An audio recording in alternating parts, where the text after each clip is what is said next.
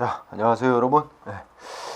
우리가 지난 시간에 시험 문제 반드시 한 문제가 나오는 우리 한국 경찰의 역사와 제도 파트를 공부를 시작했는데 마무리를 못 짓고 그래서 이제 한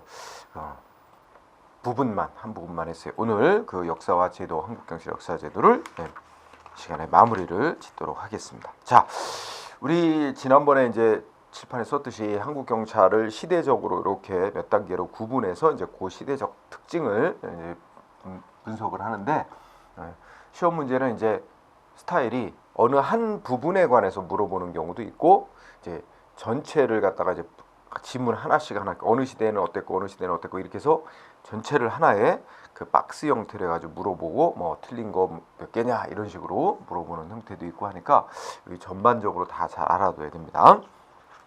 자, 우리 오늘은 78쪽에 일제 강점기, 일제 식민지 시대의 그 경찰 제도에 대해서 이제 시작을 합니다. 일제 식민지 시대는 이제 1910년에 우리나라가 이제 합방이 됐죠. 그때 완전히 이제 일본에 의해서 강압적으로 이제 나라가 이제 독립성을 상실한 상태에서 일본인들에 의한 질서 유지 업무가 행해지죠. 자, 여러분들 그 박스 얘기가 나옵니다. 일제 강점기 시대 경찰 제도의 특성을 한마디로 요약해놨는데 여러분들 꼭 읽어보되 특히 그 중에 첫 번째 거를 한번 보세요. 그러면 이때 경찰의 역할은 이제 식민지 지배를 공고히 하는 데 있었고, 그래서 첫 번째 점의 끝에 거기 점을 비춰주세요. 우리 경찰에 대한 국민의 뼈저린 불신의 풍토가 축적된 시기였다. 이게 이제 핵심입니다. 일제 식민지 시대. 뭐 우리 그 당시에 독립투사들 뭐 고문하고 그죠? 뭐 이런 게 다 일제 식민지 시대에 비롯된 거죠. 그래서 괄호 속의 내용을 꼭 체크해 두기 바랍니다. 국민의 뼈저린 불신 축적된 시기였다. 자, 그 다음에는 항목을 이제 그 우리나라 식민통치로해서 조선 총독부라는 게 설치돼서 이제 총독이 모든 권력을 행사했죠. 뭐 가볍게 읽어두고요. 자, 여러분들 그 쌍가루 2번에 공부하기 바랍니다. 쌍가루 2번하고 쌍가루 3번하고를 보면 1910년에서 해방될 때까지 1945년을 두 단계로 나눴어요. 그래서 그 갈림길이 되는 시점이 언제예요? 1919년 3.1 운동 시점이에요. 그래서 쌍가루 2번 헌병경찰 체제 시기 언제부터예요? 1910년부터 3.1 운동, 1919년 3.1 운동까지. 이때는 일제가 이제 그 혹독하게 이제 탄압하는 그런 방식의 체제입니다. 그리고 특징이 뭐냐면 원래는 이제 헌병은 군대 경찰이잖아요. 근데 이 헌병이 일반 민간인들을 대상으로도 이제 그 경찰 권한을 행사했다는 게 이게 특징입니다. 그래서 그 시기를 일제 헌병이 그 일반 민간인 대상으로도 경찰권 행사했던 시기라 그래서 헌병 경찰 체제 이렇게 부릅니다. 그래서 여러분들이 거기에 이제 동그라미 1항을 한번 보실까요? 헌병 경찰 체제 이제 1항에 그 법 이름이 하나 나와요.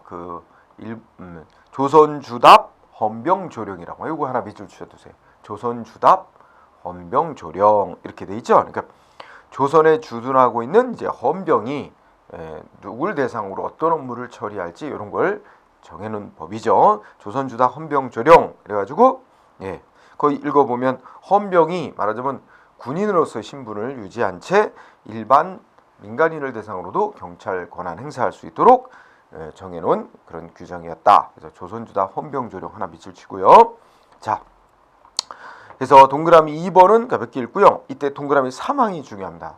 자, 이때 물론 헌병이 이제 경찰 사무를 수행하지만 민간인을 대상으로 그래도 또 이제 이 경찰관들도 이제 있었단 말이에요. 그러니까 역할을 나눴었어요. 그래서 여러분 동그라미 3항에 보면 도시 지역이나 계항장 지역에는 누가 배치됐어요? 일반 경찰이. 그러니까 도시 지역에는 일반 경찰이 배치되었고 그 다음에 군사상 필요한 지역 내지 의병이 주로 활동하는 지역에는 누가 됐어요? 헌병이 이제 배치됐죠. 그래서 시험 문제에 있어서 거기에 이제 이렇게 역할이 그 배치된 곳을 서로 바꿔서 내기도 합니다. 자, 도시 지역에는 일반 경찰이, 그죠? 그 다음에 군사상, 군사지역 내지는 의병이 자주 나타난 지역은 헌병이. 그거 꼭 구분해 놓고요.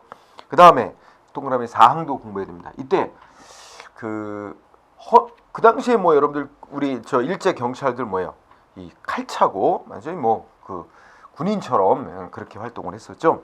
자, 동그라미 4번에 헌병은 어떤 역할을 했어요? 굉장히 폭넓은 사무를 대상으로 했어요. 그러니까 민간을 대상으로 했어도 헌병은 첩보, 수지, 의병, 토벌 이런 거 임무 외에 끝에 보세요. 첫째 끝에 민사소송 조정 업무, 응? 또 뭐 도살 가축 검역 업무, 세금 납부하라고 독려하는 업무, 일본어 보급 업무 등 결론은 어떻게 돼요? 자, 문장의 주어가 뭐예요? 헌병은 무슨 역할도 했다고요? 이런 쭉 눈을 읽어보되 이런 업무 등 굉장히 광범위한 활동을 수행했다. 오늘날 같으면 상상도 못할 업무까지도 다루었다는 게 특징이죠. 자, 그래서 우리 세 가지 조선 주답 헌병 조령, 그 다음에 동그라미 3번 도시 지역엔 일반 경찰이, 그 다음에 군사 지역이나 의병 활동 지역에는 헌병이 배치됨. 그리고 마지막 헌병은 민사소송 조정 업무라든지 세금 납부하라고 독려하고 일본어 보급 등 광범위한 업무를 수행했었다. 자, 이런 얘기죠. 이렇게 말하자면 군사 경찰 역할을 담당하는 헌병이 일반 민간을 대상으로도 이렇게 경찰 업무를 광범위하게 수행했던 게 1919년 이전까지죠. 이렇게 강압적인 어떤 치안 경찰권 행사를 행사했음에도 우리 국민들이 뭐야? 비폭력적으로 3.1 만세운동을 벌이죠. 독립운동을 3.1 만세운동이 일어나서 이게 전 세계에 이제 전파되고 하니까 이에 대한 비난이 되게 많아졌습니다. 그래서 일본이 정책을 살짝 바꿨어요. 그래서 말하자면 헌병은 군사 경찰로만 이제 원래로 복귀시키고 일반 민간 사회에서의 치안 유지 업무는 이제 정복 경찰들로만 담당하게 했죠. 그렇게 해서 일반 정복 경찰들만이 일반 민간 경찰로서의 업무를 담당하도록 그렇게 제도를 살짝 바꿔서 시행했던 게 이제 1919년 3.1운동 이후부터 해방까지예요. 이 시기를 이전 시기와 구별해서 보통 경찰 체제 시기 이렇게 부릅니다. 그러면 여기에 가장 중요한 특징은 뭐냐면 그래서 이제 전환을 했다 그러죠. 약간의 그러나 동그라미 2번을 잘 보세요.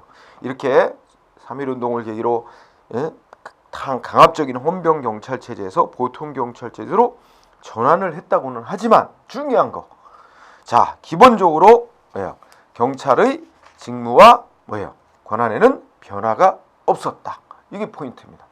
기본적으로 경찰의 직무와 권한은 변화가 없었다. 말하자면 일반 경찰들이 민간인 대상으로 하는 경찰 업무 수행함에 있어서 기존의 헌병이 맡고 있던 광범위한 업무까지 다 그대로 수행할 뿐이에요. 그러니까 임무 교대만 있었으면 역할 범위는 하나도 변화가 없었다. 요거 보이면서 시험에 요거 자주 내요. 경찰의 직무와 권한에 많은 축소가 있었다. 이렇게 많이 틀리게 내요. 그러니까 변화가 없었다는 거. 그래서 계속 일반 경찰이 맡아보고 수행했고 오히려 이제 그 뒤부터는 이제 뭐냐면 그 공산주의 사상이 들어와 가지고 우리 독립운동가들이 이제 그 공산주의 사상하고 연결이 되면서 이제 공산당 운동이 일어나고 독립운동이 한층 가속화되니까 더욱더 이제 강압적인 법을 만들고 강압적인 통치를 합니다. 그래서 그 넷째 줄에 보시면 각종 법을 제정하고 탄압의 지배 체제를 한층 강화했다. 그죠? 이런 흐름. 그리고 이제 동그라미 3번은 눈으로 한번 쭉 읽어보면 1930년대 후반에는 이제 일본이 중국을 침략하고 동남아도 침략하면서 전쟁을 일으키죠. 그래서 그 전쟁 물자 수탈하고 하는 등으로 인해서 더욱더 이제 강압적인 체제가 확립이 됐다. 이런 흐름이 나옵니다. 어쨌든 가장 중요한 건 3.1운동 이후에 헌병 경찰 제도에서 보통 경찰 제도로 이렇게 바뀌었다고는 하지만 외형만 바뀌었을 뿐 기본적으로 임무와 사무 범위는 변화가 없었으며 오히려 더 강압적인 체제가 마련됐다. 이렇게 정리하면 될 겁니다. 자, 이러다가 이제 1945년 이제 해방을 맞이하게 되죠. 그런데 안타깝게도 우리가 해방을 맞이하는 데 있어서 우리의 노력도 있었지만 결국은 이제 그 연합군에 의해서 일본이 패망을 하는 게 이제 결정적 계기가 되면서 패망을 하죠. 일본이 식민지 지배에서 이제 벗어나게 됩니다. 그런데 안타깝게도 어떻게 돼요? 우리가 1945년 해방이 됐음에도 불구하고 우리가 독립적으로 나라를 운영하지는 못했어요. 그때 이제 이 38선이 그 38선을 경계해서 북한 지역은 소련이, 우리 남한 지역은 미군이 이렇게 이제 주둔하면서 그 일종의 군사 정부가 들어서 가지고 군정이라는 게 행해지죠. 응? 그래서 여러분들이 미군정기부터 1991년 경찰법이 만들어지기까지 그 시기의 특성을 보면 이것도 이제 세부적으로 나눌 수 있습니다. 자, 1번 미군정 시기. 여기도 시험에 잘 나와요. 1945년에서 1948년 정부 수립 때까지 3년 동안 미군정에 의해 지배를 받았는데 박스 안에 걸 일단 기본 특징으로 잘 체크. 자, 첫 번째 점. 일제시대에 비하여 경찰의 활동 영역이 축소되었다. 그죠? 축소되었습니다. 자, 두 번째 뭐예요? 경찰의 이념에 상대적으로 민주적인 요소가 도입됐습니다. 응? 그래서 국민들의 시민의 생명재산 보호 이런 거 하는 게 경찰의 임무다 하는 게 도입이 되고, 그래서 민주적 요소 도입. 그다음에 우리나라에서 처음으로 여경제도가 이제 도입됐습니다. 그래서 거기 두 가지요. 민주적 요소 도입, 여경제도 창설. 그다음에 세 번째는 어떻게 할까요? 예. 우리 이 시기에 이제 경찰이 이제 건국의 초석을 다지는 데는 큰 역할을 했으나 일제 식민지 시기에 경찰 제도와 인력에 대한 청산이 미흡하여 경찰에 대한 국민의 부정적인 태도가 완전히 없어지지는 못했다. 자, 여기에 중요한 포인트 되는 부분은 어딜까요? 일제 식민지 시기에 경찰 제도와 인력을 어느 정도 개혁은 했는데 뭐예요? 청산이 미흡. 자, 요 부분이에요. 일제 식민지 시기에 경찰 제도와 인력에 대한 청산이 미흡. 요 부분을 미흡했다는 거. 요 부분을 가지고 이제 시험 문제를 틀리게 내면 어떻게 돼요? 일제 식민지 시대의 경찰 제도와 인력이 완전히 청산됐다. 완전한 개혁을 이뤘다. 그러면 틀려요. 예, 그 점을 유의하시기 바랍니다. 그래서 자, 기본 특징을 얘기했으면 그 밑에 거 다시 볼까요? 그래서 쌍거라 1번은 이제 식민지 경찰 체제의 청산을 어느 정도는 개혁을 통해서 조금은 했지만 미흡했다는 거죠. 다시 한번 강조하지만.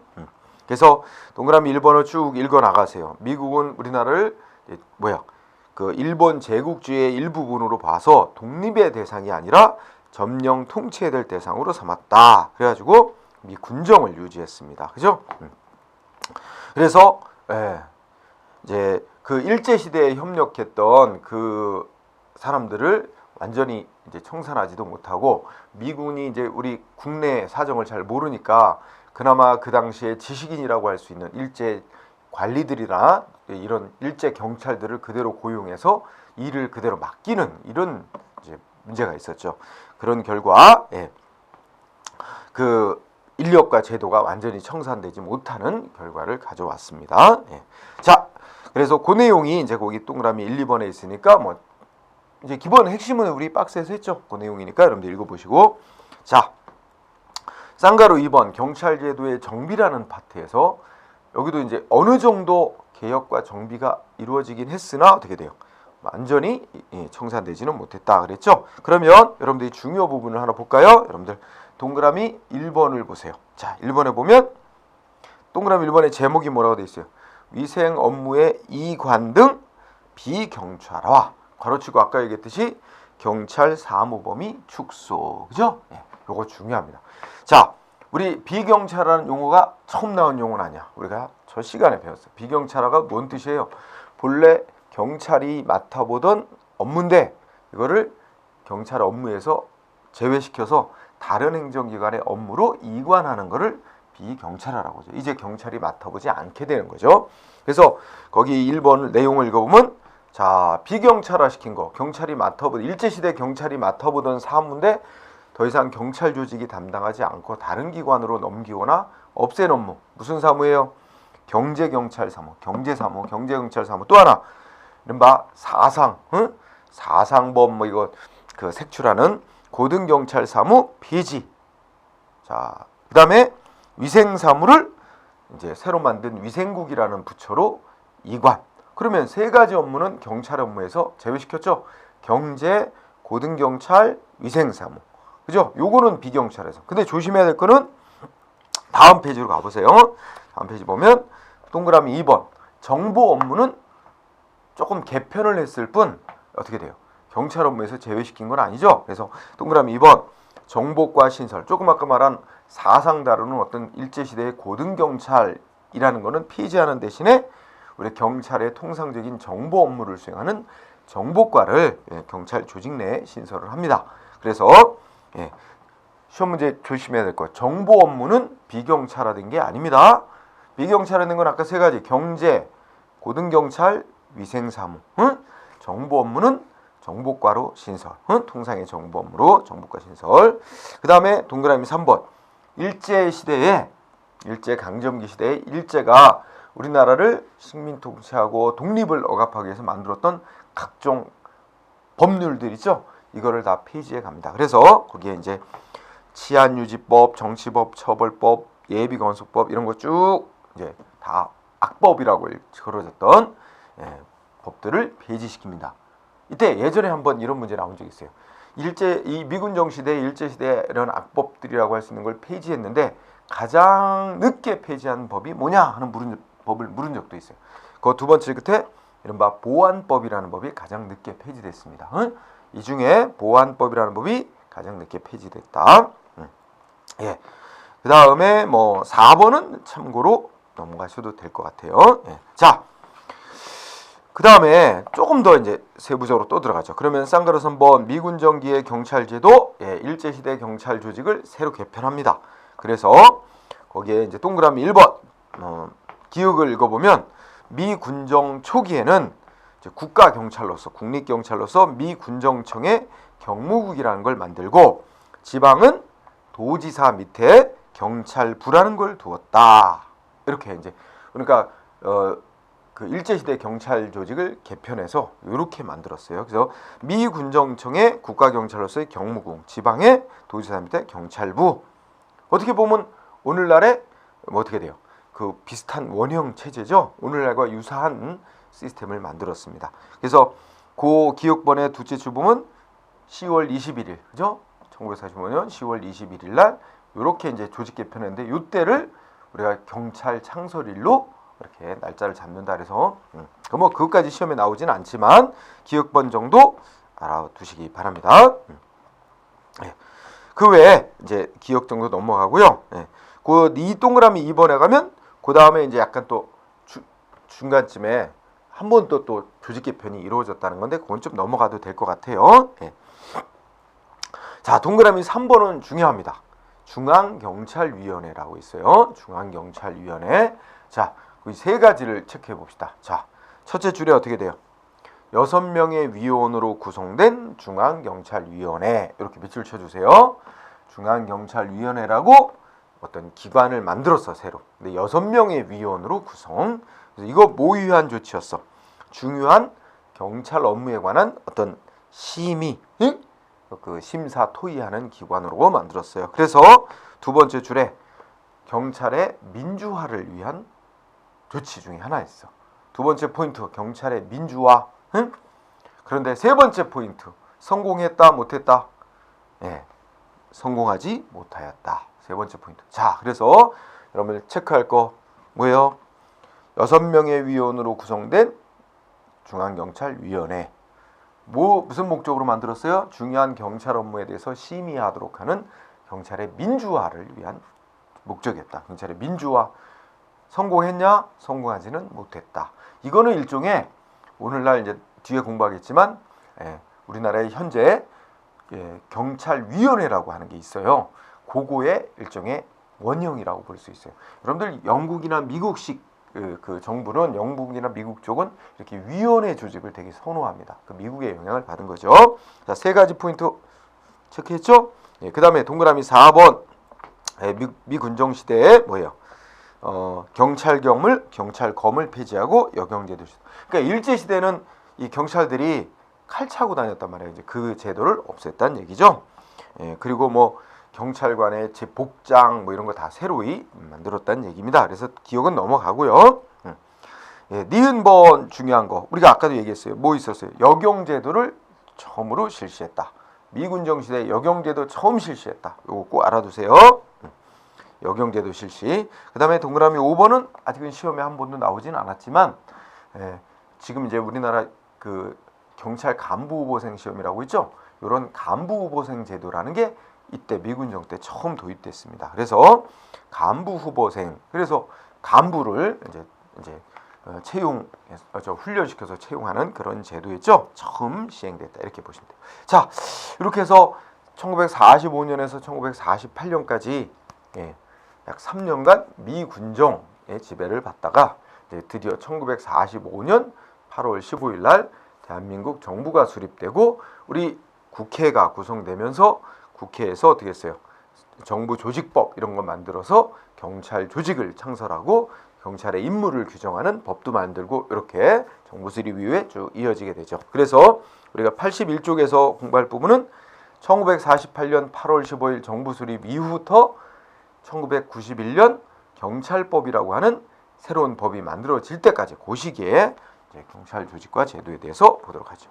자, 우선 첫 번째 줄에 뭐 있어요? 박스 안에 이제 기본 특징. 첫 번째 줄의 포인트는 우리나라 독립국가로서의 역사상, 역사상 처음으로 자주적인 입장에서 경찰을 운용하기 시작했다 하는 게 이제 첫째 줄 포인트입니다. 그 다음에 두 번째 거는 뭐 크게 신경 쓰지는 마시고요. 두 번째 거는 그렇지만 열심히 이제 조직과 제도를 정비하고 이렇게 업무를 처리하려는데 너무 혼란이 많았죠. 거기 나왔듯이 이제 1950년에 뭐 6.25 전쟁도 벌어지고 그죠? 그다음에 뭐 60년에 4.19거 그다음에 뭐 5.16 쿠데타형 뭐 5.16 그 군사 쿠데타 이런 거 있고 하면서 여러 가지 이제 혼란기가 많았죠. 그죠? 전시 때는 또 경찰이 뭐예요? 치안도 지역 치안도 유지하면서 하면 또 공비토벌이라든지 전투에도 참여해야 되고 여러 가지 혼란스러웠던 시기였습니다. 그래서 특히 두 번째 보면은 두째 줄 끝에 뭐였어요? 경찰이 부정선거에 1960년 우리 4.19 혁명이 일어나게 된 계기가 바로 1960년 3.15 이승만 정부에서 부정선거 있었죠. 그거에 이제 항의해서 이제 시위가 격화되고 하면서 4.19 혁명이 일어나게 됐죠. 어쨌든 두 번째 줄에 경찰이 부정선거에 개입하는 등 정치적 중립을 해치는 어떤 과오가 있었던 시기였다. 그죠? 그래서 세 번째 이어집니다. 뭐예요? 이때 그 경찰의 가장 최대 과제는 뭐였어요? 정치적 중립이었다는 얘기죠. 그래서 선거 업무를 다루는 그 당시 내무부로부터 경찰 조직을 독립시켜서 정치적 중립성을 확보하는 게 경찰 조직의 가장 큰 과제였습니다. 자, 그거 어느 정도 달성하는 법이 1991년도에 제정된 경찰법이라는 법이에요. 자, 그러면 이 시기 1948년부터 1991년까지를 또 경찰 조직 변화를 기준으로 해서 두 단계로 또 나눠볼 수 있어요. 자, 그래서 쌍가루 1번 언제부터 언제까지? 1948년부터 1974년까지를 나눠볼 수 있어요. 이 시기를 뭐라고 그러면 내무부 산하의 치안국 체제입니다. 자, 그러니까 이 시기는 우리가 이제 정부 조직법이 만들어지고 정부 부처들이 이제 생겨나죠. 그러면 내무부라는 부처, 지금은 뭐라고 불러요? 옛날에 내무부가 지금은 행정자치부라고 부르죠. 옛날에 내무부 장관 밑에 경찰 조직의 최고 조직 단위가 국입니다. 치안국. 그러니까 굉장히 경찰의 위상이 약한 거죠. 그러면 경찰의 최고 권한 가진 기관장, 경찰의 조직의 최고 책임자는 치안국장이에요. 국장. 국장밖에 안 돼. 경찰기관의 장이. 그러니까 경찰 조직의 위상이 되게 약했죠. 자, 그래서 쌍가루 1번의 제목을 보면 내무부 밑에 치안국 단위로 만들었다는 거예요. 경찰 조직을. 그래서 동그라미 1번을 쭉 읽어보면 이제 두째 줄에 어떻게 돼요? 내무부 산하의 하나의 국 단위로서 하나의 국 단위로서의 치안국이라고 이제 경찰 조직이 창설돼서 내무부 장관의 보조기관으로서 설치되었다 이런 얘기죠. 그리고 각 시도 단위에는 시장 또는 도지사의 보조기관으로서 시도경찰국이 설치되어 있어요. 그러니까 시도에는 시도경찰국, 그 다음에 중앙에는 내무부 장관 밑에 뭐예요?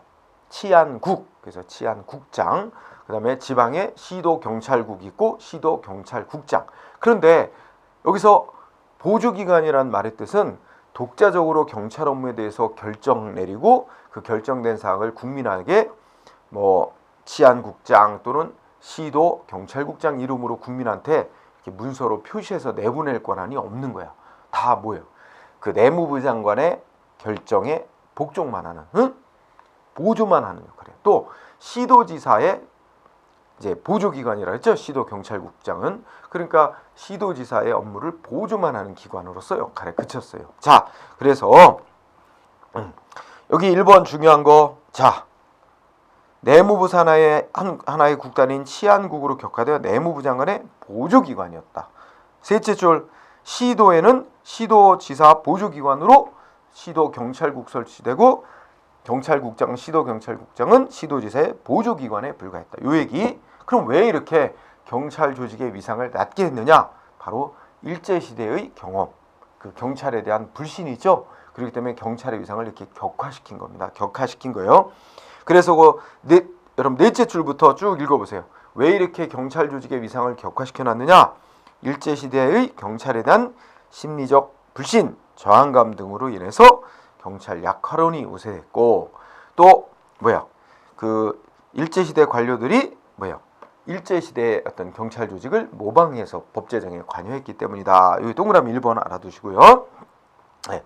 그러면서 동그라미 2, 3번 이렇게 쭉 나가죠. 이제 그 시기에 이제 시기별로 뭐뭐 있었던 것 따집니다. 그래서 동그라미 3번 중요. 1953년 경찰 조직이 수행해야 될 그 직무, 그 경찰 작용에 관한 법이 만들어지는데 1953년 경찰관 직무집행법 제정. 그래서 이게 경찰 작용에 관한 기부로서 국민의 생명, 신체, 재산 보호가 경찰의 임무라는 영미법 개정 사고가 반영됐습니다. 법 제정에. 동그라미 3번 중요. 53년 등등 이제 4번, 5번, 6번 이런 식으로 해서 쭉 몇 년도에 뭐 있었고 이렇게 되죠. 요거 이제 한 번에 다 모아보도록 합시다. 나중에 뒤로 가보세요. 이렇게 됐고 그 다음에 어떻게 돼요? 그 이제 동그라미 7번 보면 뭐 있어요? 1960년 4.19 혁명 전후 시기. 이때 우리 1960년 3.15 부정선거에 경찰이 개입해가지고 이제 많은 지탄을 받았다 그랬죠. 그래서 이제 그 또 부정선거에 데모하는 4.19 혁명 때 경찰이 또 그 지시받아서 또 발포까지 하게 됩니다. 이러면서 이제 많은 문제가 있었고, 그래서 4.19 혁명 이후 정권이 바뀌고, 그죠? 이른바 이공화국이 새로 만들어지고 하면서 이승만 정부 무너지고 이러면서 이제 경찰 조직이 많이 그 대대적인 물갈이가 되고 또 그 발포에 관여했던 고위 경찰관들 다 처벌되고 등등 이렇게 있습니다. 이때 이제 경찰의 정치적 중립을 보장하기 위한 법 이런 걸 만들기 위해서 시도가 있었는데, 자, 우리 포인트 하나. 그 니은번 보면 어떻게 돼요? 니은번에 이공화국 때 뭐 있었다고? 경찰의 정치적 중립을 확보하기 위한 그런 그 헌법에 그 이공화국 헌법에는 경찰의 정치적 중립화를 명문화했고, 그다음에 정치적 중립을 시도하기 위한 여러 가지 그 법안을 마련하려고 했으나 성공하지는 못했고, 금방 어떻게 됐어요? 5.16 쿠데타에 의해서 박정희 정부 이렇게 들어서면서 이런 게 다 백지화됐습니다. 그래서 그냥 무산됐죠. 이렇게 여기서 그 니은번 얘기를 알아둬야 되는데, 그 즉 4.19 혁명 후 이공화국 때 경찰의 중립화를 위한 법안, 이거 만들려고 했었는데 만들어지지는 못했다는 거예요. 결국에 그 얘기를 꼭 알아두세요. 성공하지 못했다는 거. 그 다음에 저거 그렇게 가고요. 그 다음에 여러분 어떻게 돼요? 쌍가루 2번으로 가보세요. 쌍가루 2번에 가면 이제 1974년에 뭐가 일어나냐면 그 박정희 대통령 부인, 그러니까 그 유경수 여사가 광복절 기념식장에서 그 제1동포인 그 동포인 테러범에 의해서 그 총에 맞아 사망하는 유경수 여사 피살 사건이 벌어집니다. 이걸 계기로 해서 경찰 조직을 좀 더 강화해야 된다는 여론이 있어서 여러분들 내무부 장관 밑에 있던 치안국을 조금 더 올렸어요. 국 단위에서 이제 차관급으로 격상을 하면서 그 치안국을 치안본부라고 이름을 바꿨어요. 응? 다만 이제 조직의 위상은 좀 더 높였지만 큰 변화는 없었고, 그래서 제목이 뭐로 잡혔어요? 내무부 산하의 치안본부라는 거예요. 여기 키워드는 치안본부죠. 치안본부라고 만들었어요. 그래서 동그라미 1번 보세요.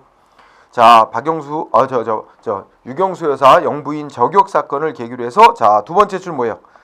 내무부 장관 밑에 있던 치안국을 치안본부로 승격 개편. 치안본부장을 차관급으로 격상. 그죠? 이렇게 얘기를 합니다. 응? 그렇지만 이렇게 조직의 위상은 차관급으로 치안본부라고 해서 차관급으로 격상을 시켰지만 내무부 장관의 보조기관이라는 그 역할에는 변함이 없었어요. 따라서 넷째 줄 끝부터 그러나 하면서 뭐라고 했어요? 치안본부장하고 시도의 경찰국장은 각각 여전히 내무부 장관의 보조기관, 시도지사의 보조기관에 불과했고 독자적으로 경찰 업무에 대해서 결정 내리고 대외적으로 자기 이름으로 표시하는 독립된 관청이 안 됐습니다. 요게 중요한 거예요. 요걸 또 바꿔내면 이제 독립된 관청이 됐다 이런 말로 바꾼단 말이에요. 그 점 조심. 응? 우리 아직 공부 안 했지만 이렇게 경찰 최고 책임자들이 그 독자적인 행정관청의 지위를 갖는 것 우리 옆 페이지에 있는 1991년 경찰법 제정 이후부터입니다. 응? 그때까지는 독립된 관청이 아니었어요. 자, 그래서 동그라미 1번의 중요. 자, 치안본부로 개편을 했지만 그리고 차관급으로 국장 단위에서 차관급으로 격상을 시켰지만 가장 중요한 건 뭐라고요? 치안본부장, 시도경찰국장이 여전히 내무부 장관 및 시도지사의 보조기관에 불과했고 독립된 관청은 아직 못됐다 하는 거. 요게 제일 중요하다 생각하면 돼요. 그 뒤에 이제 몇몇 사건들이 이렇게 소개되죠. 그건 참고로 읽어보기 바랍니다. 응? 왜냐면 이제 좀 이따 그런 이유는 나중에 설명할게요. 그 다음에는 83쪽으로 가보세요.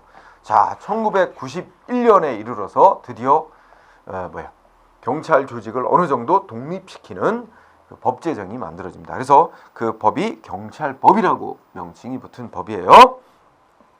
그래서 다시 한번 얘기합니다. 1번 제목이 뭐예요? 경찰법 제정 과정. 거기 두 줄 읽어보세요. 처음에 우리나라에서 경찰 개혁할 때 제도 개혁에 관한 주된 논의의 초점은 어디에 있었다?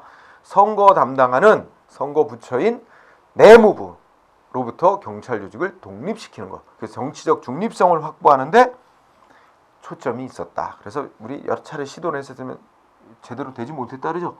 그러다가 91년에 경찰법이라는 법이 만들어지면서 어느 정도는 되게 됩니다. 그래서 그 과정이 약간 있고요. 자, 어쨌든 포인트는 그 경찰제도 개혁의 주된 초점은 선거부처로부터 독립시키는 데 있었다. 정치적 중립성 확보에 있었다. 자, 그 다음에 83쪽에 경찰법 제정의 역사적 의의에서 경찰법의 기본적 내용 이렇게 써놨죠. 경찰법의 기본적 내용. 예. 자, 간단하게 체크해 두시기 바랍니다. 동그라미 1번 경찰행정의 기본 이념으로서 민주성과 효율성을 명시해 놓습니다. 응? 경찰행정의 기본 이념 민주성과 효율성 제시. 이거 밑줄. 두 번째, 이른바 새로운 조직을 만듭니다. 경찰위원회라는 기관과 치안행정협의라는 걸 설치합니다. 이거 나중에 상세히 공부해야 됩니다. 일단 여기서는 밑줄. 경찰위원회와 치안행정협의의 설치. 그 다음에 동그라미 3번도 중요해요. 경찰청장하고 지방경찰청. 그러니까 이제 경찰의 책임자들, 경찰 기관의 명칭도 바꾸고 책임자의 이름도 바꾸죠. 그래서 그 예전에 치안본부를 경찰청으로 이름을 바꾸고 시도에 있던 경찰국을 지방경찰청이라고 이름을 바꾸고, 그러니까 각각 기관장의 이름도 바뀌죠. 경찰청장, 지방경찰청장, 오늘날의 이름이죠. 그래서 동그라미 3번 경찰청장과 지방경찰청장이라는 걸 만들고, 그 다음에 그 밑에 중요한 단어가 뭐예요? 독립된 행정관청으로 만들었어요. 일단 독립된 행정관청화 중요한 말입니다. 그 전까지 91년 경찰법 만들기 전까지는 뭐였다고요? 내무부 장관이나 시도지사의 단순한 보조기관에 불과했다. 독자적인 결정권이 없었어. 시키는 대로 집행만 하는 거였어. 그러나 이제 91년부터는 독립된 관청이 됐다 하는 얘기를 중시하기 바랍니다. 4번은 당연하게 읽고요. 1, 2, 3번의 포인트. 다시 한번 쌍가루 2번 경찰법 제정의 의. 동그라미 1번 뭐예요? 이 경찰법이라는 게 경찰 조직에 관한 법이에요. 응? 예전에는 경찰 조직에 관한 통일된 법이 없었어요. 이제 정부 조직법이 있고 여기저기 이렇게 흩어졌었는데 하나로 모아서 자 동그라미 1번 경찰 조직법이라는 걸 새롭게 정비한 거야. 경찰 조직법을 정비했다는 의미가 있다. 두 번째는 경찰의 정치적 중립성을 어느 정도는 보장하게 됐다. 그죠? 내용을 쭉 읽어보면 쭉 읽어보세요. 선거를 담당하는 주무부처인 종래의 내무부로부터 어느 정도는 독립시켜서 거기 읽어보면 뭐야? 내무부의 외청으로 승격하여 반독립관청이 되게 함으로써 어느 정도 정치적 중립성은 보장받게 되었다. 그런데 여기서 하나 꼭 기억해야 될 게 있어요. 마지막 줄에 중복이 되긴 하지만 마지막 줄에 뭐였어요? 선거부처로부터 완전히 독립시킨 건 아니다. 응? 그러니까 내무부 현재의 행정자치부터 완전 독립은 아니라서 그래서 중요한 거 완전 독립은 아니라서 완전한 정치적 중립을 확보하지는 못한 아쉬움이 있다. 요게 포인트예요. 이거 완전 독립 해가지고 완전한 중립성 확보했다 이렇게 바꿔낸단 말이에요. 그거만 조심하면 돼. 응? 그 다음에 뒤로 가세요. 예. 동그라미 3번 경찰에 대한 민주적 통제 시스템 구축했다. 그죠? 그래서 대표적으로 아까 경찰위원회라는 제도를 만들었다는 얘기예요. 경찰위원회 도입이 바로 이 민주적 통제 시스템. 그 다음에 동그라미 4번 아까 한 얘기 반복. 경찰청장과 지방경찰청장을 경찰 업무에 관해서 독자적인 결정 권한을 갖도록 하고 결정된 사항을 경찰청장과 지방경찰청장으로 외부에 표시토록 하는 권한 이렇게 주어져서 독립된 경찰관청으로 만들었습니다. 그래서 여기에 이제 문장 속에 하나 보세요. 1991년 경찰법이 만들어지기 이전에도 예전에 일제시대부터 그 지방에 있던 경찰서장은 독자적인 어떤 주어진 지역에 있어서의 제한된 사무에 관해서는 독자적인 어떤 결정권이 있었거든. 그래서 91년 경찰법 제정 이전에도 경찰서장은 행정관청으로서의 지위를 갖고 있었어요. 따라서 여러분들 거기다 밑줄 쳐주세요.